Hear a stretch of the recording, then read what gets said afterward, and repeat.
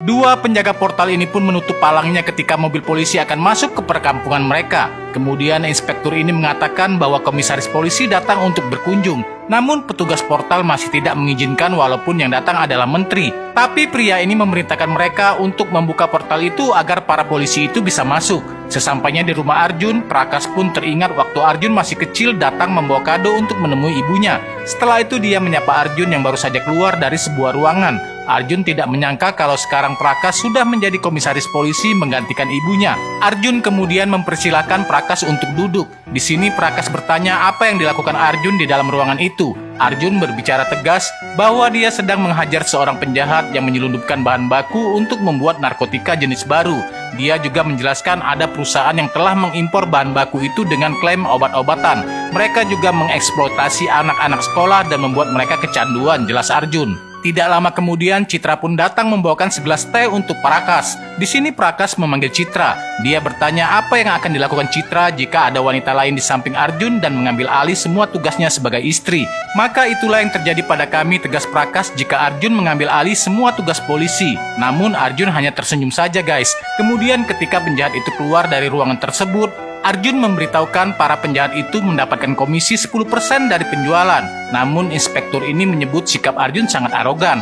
Bukan hanya mereka, pungkas Arjun.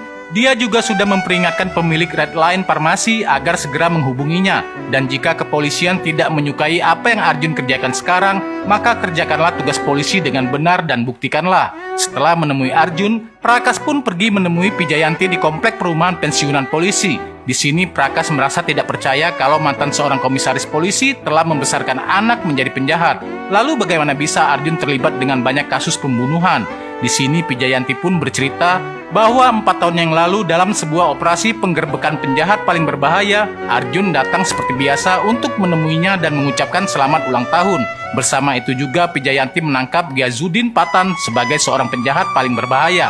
Para polisi juga takut melihat nama Patan. Untuk pertama kalinya saat ini kedua anak Patan akan datang menemui ayahnya di penjara. Para petugas lapas pun segera mengadakan pengamanan dan menyuruh para narapidana lainnya masuk ke dalam sel. Semua mereka lakukan demi keamanan lapas. Setelah persiapan dilakukan, kedua anak Patan pun langsung dipersilakan masuk untuk membesuk sang ayah yang saat ini berada di dalam sel. Dengan pengawalan yang ketat, mereka pun akhirnya bertemu. Dalam pertemuan ini, anaknya memberitahukan bahwa 4 hari lagi akan ada aksi. Sementara itu, ke-16 saksi tentang kasusnya sudah dihabisi, termasuk jaksa penuntut dan juga hakim yang memutuskan perkara itu guys. Anaknya juga meminta izin kepada Patan, dia besok akan mencari Pijayanti dan menghabisinya. Mendengar tekad anaknya ini, Patan pun memberikan pujian. Di tempat lain, anak buah Arjun menginformasikan kelompok Maham Kali telah masuk ke dalam kota. Mendapati info itu, Arjun pun bertanya-tanya apa yang membuat mereka berani masuk ke daerah ini. Tapi saat situasi sedang tegang-tegangnya, Citra pun datang dan menarik Arjun seperti seorang anak kecil. Disinilah marwah seorang Arjun ketua dari kelompok masyarakat desa terasa bukan apa-apa guys. Ya kalau urusan bini sih Mimin juga nyerah deh. Lalu bagaimana cerita ini selanjutnya? Saksikan next part hanya di Snack Video Bikin Semua Beken.